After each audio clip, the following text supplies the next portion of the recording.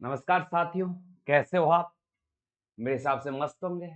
मगर जो संकट है, जो फ्यूचर को लेकर उलझने हैं, जो गुरुजन आपके साथ हैं, जो विद्यार्थी आपके साथ हैं, समझ गए होंगे किस मुद्दे पर अपन बात कर रहे हैं। यूपी पुलिस भर्ती पेपर लीक को लेकर हम आज थोड़ी सी बात करने वाले हैं, क्योंकि कल जो कल एक हमने एक सत्याग्रह रखा है, अहिंसात्मक सत्याग्रह गांधी जी की तर्ज पर, कि ना किसी को कुछ कहना है, ना कुछ उगदंड करना है, बिल्कुल शांतिपूर्व है। जैसे अपने घर का कोई प्रोग्राम है, उस तरह से एक सत्याग्रह का आयोजन किया जा रहा है। आओ लखनऊ चले, यूपी पुलिस री एग्जाम हमारी मांग है। सत्याग्रह 23 फरवरी सुबह 11 बजे इको गार्डन। हमारी सिर्फ एक ही मांग, एग्जाम दोबारा हो, क्योंकि बहुत सारे साक्ष्य ऐसे हैं जिनसे पता चल रहा है कि पेपर आउट है, और लग भी रहा है जो साक्ष्य बच्चे दे रहे हैं, जो साक्ष्य और गुरुजन दे रहे हैं, उन सब चीजों को देखकर लगता है कि पेपर बहुत बड़े स्तर पर आउट हुआ है, बहुत बड़े लेवल पर पेपर को आउट किया गया है। तो ये चीजें हैं मेरे दोस्तों, जो आपके लिए तैयार की गई है, आपके लिए सब। देखो, एक नोटिस आया है, वो नोटिस पहले इसको पढ़ लें और इसी तरीके से अपने को काम करना है। एक नोटिस है, उत्तर प्रदेश सरकार, उत्तर प्रदेश पुलिस आरक्षी आरएससी नागरिक पुलिस पदों के लिए सीधी भर्ती थी। ये 60,000 लगभग पदों के लिए भर्ती थी। 50 लाख प्लस आवेदन किए गए थे। 17 और 18 फरवरी को एग्जाम लिया था। 17 को 10 से 12 बजे पहली शिफ्ट और 3 से 5 बजे दूसरी शिफ्ट है। ऐसे ही 10 से 12 और 3 से 5 सेकंड शिफ्ट। मगर जो आपको पता है, ज्ञात है, सबसे बड़ा रीजन इस शिफ्ट का है सेकंड शिफ्ट का, और इस शिफ्ट में लगभग 10 लाख लोगों ने एग्जाम दिया है। 60,000 पद है अपने पास, और अगर जिस लेवल पर पेपर जा रहा है तो ऐसे लग रहा है 1 लाख प्लस लोगों ने अगर पेपर देख लिया तो वैसा पढ़ने वालों का नंबर नहीं आने वाला। उन गरीब किसान पुत्रों का, बेरोजगार का, एक पढ़ने वाले विद्यार्थी का नंबर नहीं आ सकता। ये स्थिति ऐसे बयां करती है। एक बार इस नोटिस पर चलता हूं। नोटिस आज का ही जारी किया गया है, 22 फरवरी का। उत्तर प्रदेश पुलिस आरएससी नागरिक के पदों पर सीधी भर्ती 2023 को दिनांक 17 और 18 को आयोजित लिखित परीक्षा के संबंध में विभिन्न सोशल मीडिया पर, प्लेटफॉर्म पर, प्रिंट मीडिया में कुछ प्रश्नों पर सूचनाएं वायरल हो रही है, कि प्रकाशित हो रही है कि इस क्रम में अभ्यर्थी द्वारा विभिन्न जनपद आवेदन, यानी एक आवेदन पेपर लीक एक चल रहा है, कि पेपर लीक की अफवाहें बता रहे हैं इस नोटिस के माध्यम से। सर्वसाधारण अभ्यर्थी को सूचित किया जाता है, यदि इसके कोई आपके पास साक्ष्य हैं, यदि आपके पास कोई सबूत है, तो आप नाम, पता, मोबाइल नंबर एवं आधार नंबर अंकित हो, ईमेल आईडी ये board@u यूपीबीबीबी गवर्नमेंट इन पर दिनांक 23/2/2024 साय 6 बजे तक आप जमा करवा सकते हैं, और अच्छे सबूत पेश करें जिससे हम इस पर कार्रवाई करें और आपके भविष्य को सुरक्षित रख पाए। यह एक ऐसा लेटर पारित किया गया है। मगर मैं शुरुआत करता हूं उन्हीं साक्ष्यों से। हमारा एक ही मकसद, एक ही इरादा, पेपर दोबारा हो, पेपर दोबारा हो, री एग्जाम हो, क्योंकि हमें पक्का यकीन है कि कहीं ना कहीं, आप ये मान के चलो, वो कह रहे हैं पेपर आऊगा, अगर 30,000 लोगों तक भी पेपर पहुंचा है तो वैसा पढ़ने वालों का नंबर कहां से आने वाला है? गरीब विद्यार्थी जो एक एक नंबर के लिए 3-3 साल तक तैयारी कर रहे हैं, उनका नंबर कहां से आने वाला है? तो थोड़ा सा चीजों को देखें, समझे। ये देखो देखो, गलतियां जिस कंपनी ने पेपर लिया उसकी है, भर्ती बोर्ड की है, या सरकार की है? पेपर जहां तक लीक का सवाल लग रहा है, और जहां तक अंदेशा लग रहा है कि पेपर आउट कैसे, तो कंपनी के अंडर से ही पेपर निकला है, प्रेस से ही पेपर निकला है, या पहले से ही पेपर निकला है। क्योंकि आपको पता है कि 10 से 12 एग्जाम है, और 10-10 पारे, 10 से 25 पारे ये इसके प्रिंट मार्केट में है, बच्चों के व्हाट्सएप ग्रुप पर है। तो इसका मतलब पहले भी हो सकता है। ये तो उन सोशल मीडिया बच्चों के पास है जिनको कोई इस पेपर से लेना देना नहीं था, या पेपर देने गए हुए थे, बाद में आकर देखा तो 10 पर उनके पास उनके टेलीग्राम ग्रुप में पेपर आया हुआ है, और उस पेपर का बहुत सारा हिस्सा भी आपको देखने को मिल रहा है पेपर में। क्या है? Paper leak. किन किन की जांच होगी? पेपर लीक हुआ कहां से, पेपर छपाई हुई वहां से तो नहीं हुआ, पेपर देरी से क्यों पहुंचे, कुछ सेंटरों पर देरी से पहुंचे। और एक एडमिट कार्ड में तो आपने देखा कि सन्नी लियोन की फोटो लगा हुआ एडमिट कार्ड आ गया। तो गलतियां शुरू से ही हैं, और सबको पता है कि गलतियां कहां हैं, जहां चोरी की जाती है वहां गलतियां। ये पन्ने, ये दिख रहे हैं, ये पन्ने नहीं है, उन युवाओं का फ्यूचर है, उन गरीब बच्चों का फ्यूचर है जिन्होंने पिछले 5 साल तक लगातार इस भर्ती की तैयारी की है, और इन काले अक्षरों में उनके फ्यूचर को पोत दिया गया है, उनके फ्यूचर को दबाने की कोशिश की गई है, उनके सपनों को कुचलने की कोशिश की गई है। कुछ असामाजिक तत्व है, कुछ असामाजिक तत्व जो कहें तो पढ़ने में कोई मतलब नहीं है, जिन्होंने ना कभी कोचिंग देखी, ना कभी किताबें देखी, ना कभी मेहनत देखी, और चंद पैसों के बलबूते पर पेपर को खरीदते हैं और एक योग्य उम्मीदवार को भर्ती से बाहर कर देते हैं। तो बड़ा दुखद होता है। और जब बच्चों को पढ़ाते हैं, बच्चों से मिलते हैं, तो देखता है कि यार वो अपनी व्यादा गाती है कि गुरुजी मेरा तो लास्ट मौका है, मैंने पिछले 5 साल से मेहनत कर रहा हूं, इससे पहले पुलिस की भर्ती नहीं आई, अब भर्ती आई है तो पेपर आउट हो गया। ये बड़ा निर्गल मामला है। बहुत सारे अदर स्टेट के बच्चे भी यूपी में एग्जाम देने आए, हजारों रुपए खर्च हो गए। अरे एक बात सोचो, जिसके बाप की 5,000 रुपए पगार है, यानी वो एक महीने का 5,000 कमाता है, मगर अपने बेटे को प्रयागराज एग्जाम देने भेजता है तो उसे 3,000 रुपए का खर्चा आ जाता है। क्योंकि बच्चा अगर यूपी से बाहर से आया है, राजस्थान से आया है, एमपी से आया है, दिल्ली से आया है, बच्चा 2 दिन 3 दिन रुकता है, आना है जाना है, तो ये 5,000 कमाने वाला आदमी अगर 2,000 बच्चे के एग्जाम पर दे देता है तो उसके परिवार के लिए क्या बचता है, उसके लिए क्या बचता है। और उसे यही उम्मीद होती है कि मेरा असली सोना तो मेरा पुत्र है, जो मेहनत कर रहा है ईमानदारी से, जो अपनी काबिलियत से हमारी गरीबी दूर करेगा, जो अपनी मेहनत से हमारी गरीबी दूर करेगा। वो अपनी सारी जमा पूंजी उस बच्चे पर लगा रहे हैं, और मिलता है क्या? ये परमाने मिलते हैं क्या? ये परमाने जिन लोगों की 5 मिनट की मेहनत से वो स्कोर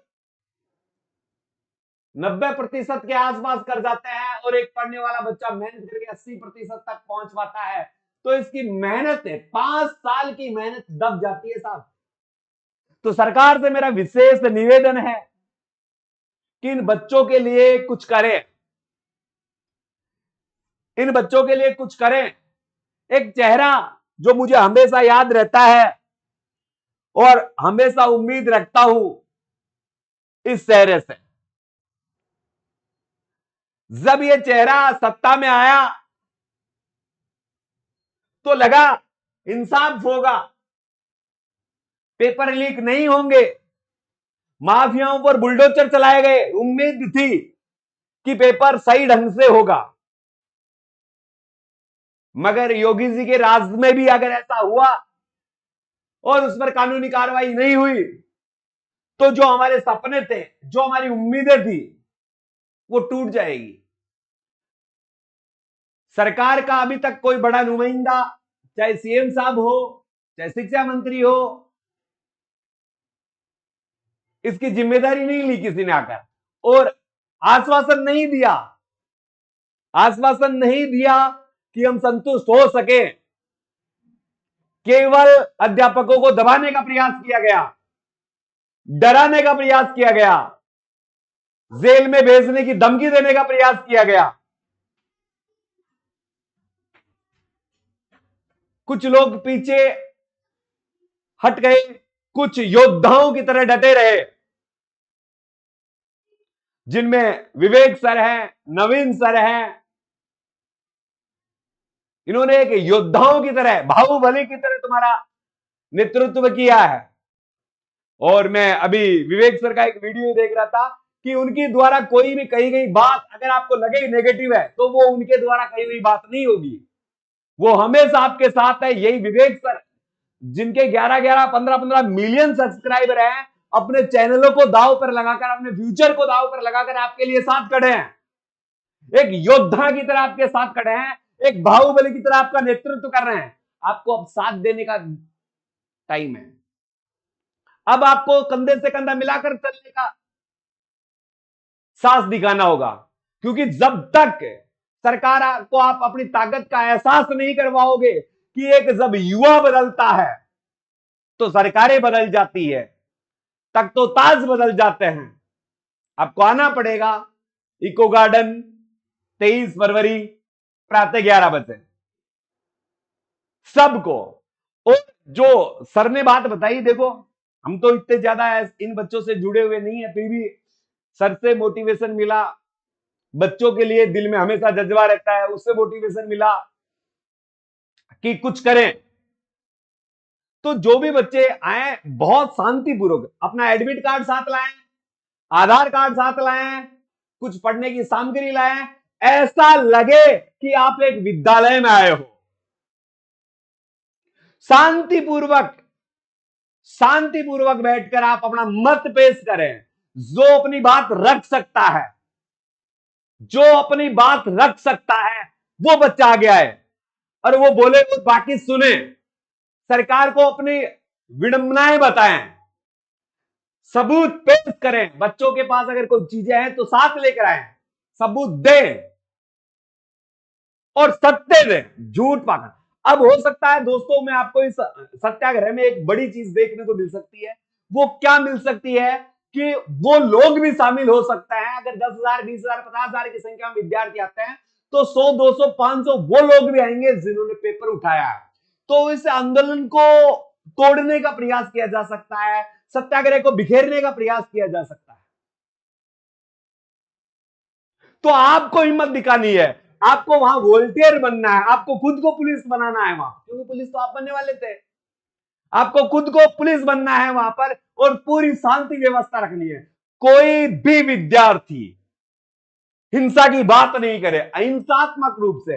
अगर आपके 2 लठ भी मारे ना तो आप खा के तैयार रहो, हिलो नहीं। आज याद आ रहा है कि जो गांधी जी ने आंदोलन किए थे वो किस बलबूते पर किए थे।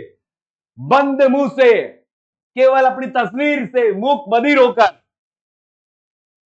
किसी को सरकार हो, चाहे वहां अपनी रक्षा के लिए आए हुए पुलिस वाले हो, चाहे अपने सम्मानीय गुरुजन हो या आपके दोस्त हो, किसी से भी अभद्र भाषा में बात नहीं करनी है, किसी को भी गलत नहीं बोलना है। केवल आपको आपके हक की मांग रखनी है, वो भी नम्रता पूर्वक, क्योंकि सरकार भी अपनी है, वो भी अपने लिए ही बने हैं। जो पुलिस वाले आए हैं वो भी अपनी सेवा के लिए आए हैं, व्यवस्था बनाने के लिए आए हैं। तो ये व्यवस्थाएं आप खुद को बनानी है और पूरे विश्व को दिखाना है, पूरे भारत को दिखाना है कि एक विद्यार्थी शांतिपूर्वक तरीके से अपनी मांगों को किस प्रकार रख सकता है। कुछ विवेक सर ने निर्देश दिए थे, उनको उनकी तरफ मैं ले चलता हूं आपको। ये तो उस पेपर की कहानी है। और कुछ विद्यार्थी देखो, वो लूट रहे हैं सपनों को, मैं चैन से कैसे सो जाऊं।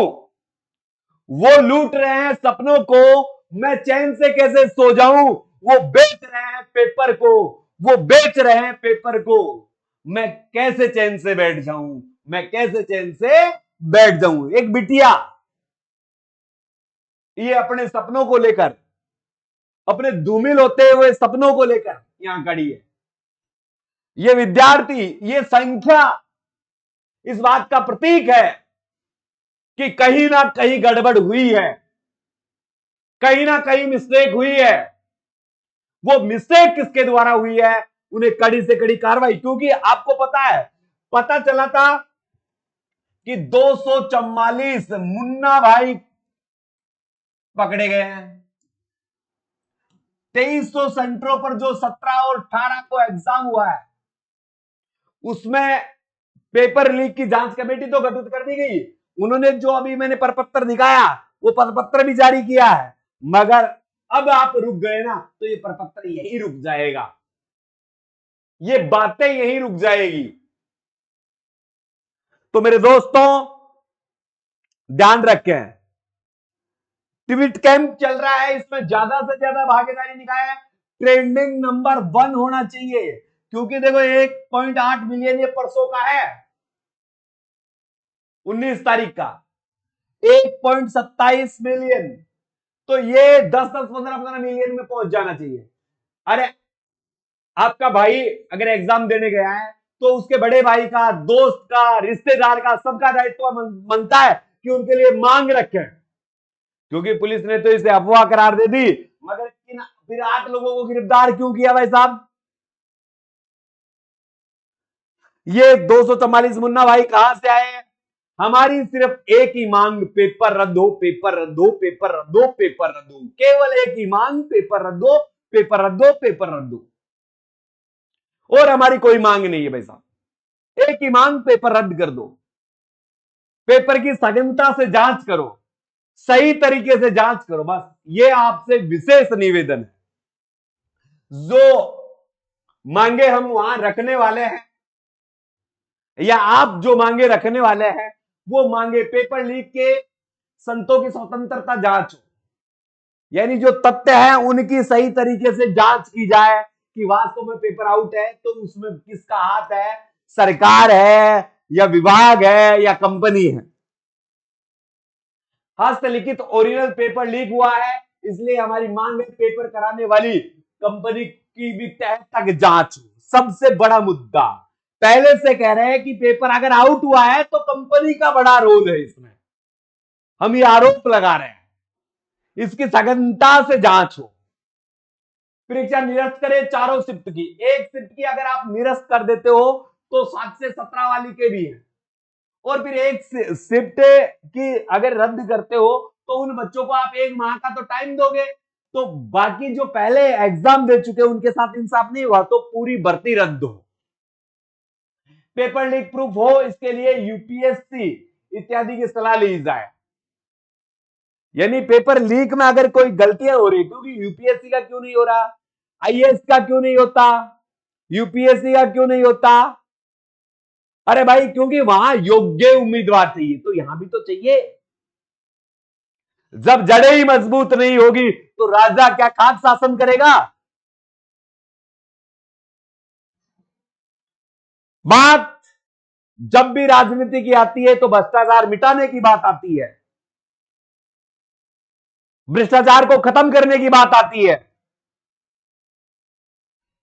परंतु हुआ क्या? भ्रष्टाचार, भ्रष्टाचार, भ्रष्टाचार, नहीं सहेंगे ऐसा भ्रष्टाचार, चाहे हमारी जान चली जाए, चाहे हमारे चैनल चले जाएं, चाहे हम चले जाएं, मगर हम आपके हक की लड़ाई लड़कर रहेंगे, हर एक बात को हम जानकर रहेंगे कि क्या हो रहा है क्या नहीं हो रहा है। तो जो पेपर आउट हुए हैं, जो पेपर लीक हुए हैं, उनकी सघनता से जांच हो, उसकी मांग हम रखने वाले हैं। पेपर में एक 5वां ऑप्शन दिया जाए, जैसे राजस्थान सरकार दे रही है कि जो 4 कॉलम पेपर के आते हैं वो तो हो ही हो, और पेपर में कोई खाली छोड़ कर नहीं आए तो उसके लिए 5वां कॉलम बनाया जाए, और इस कॉलम को खाली छोड़ने पर बच्चे के अंक काटे जाएं कि सब एक्स्ट्रा 5 मिनट का टाइम दीजिए 5वें कॉलम के लिए, तो कोई पेपर में खाली जगह छोड़कर नहीं आए, कोई गलत भर के नहीं आए।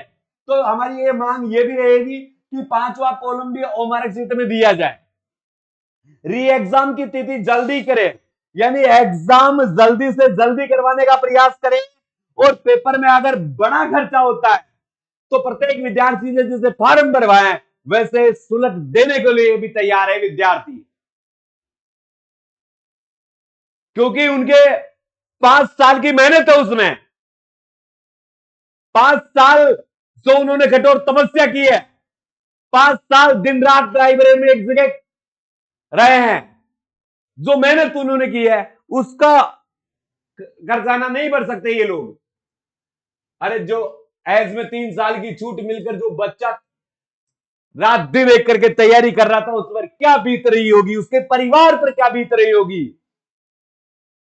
एक किसान का बेटा शहर में रहकर तैयारी कर रहा है, किसान खेती करता है, खेती खत्म हो जाती है, कभी प्रकृति का प्रकोप, कभी सरकार का प्रकोप, कभी इन चोरों का प्रकोप, तो वो आत्महत्या नहीं करेंगे तो क्या करेंगे साहब।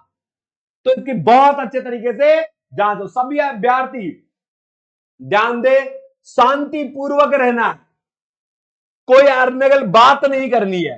देखो छात्रों को इको गार्डन में आकर क्या करें और क्या नहीं, ये मैंने बातें वैसे पहले आपसे जिक्र में कर दी है, ये बातें मैंने जिक्र में कर दी है। क्या सभी छात्र अपना एडमिट कार्ड साथ लेकर आए, बिना एडमिट कार्ड एक भी विद्यार्थी नहीं होना चाहिए, क्योंकि आपकी वहां गिरफ्तारी होगी या आपके साथ कोई गलत हुआ तो यह एडमिट कार्ड हमारा तैयार होगा कि आपको कैसे बचाया जा सके। कोई भी छात्र सरकार के खिलाफ बयानबाजी नहीं करे,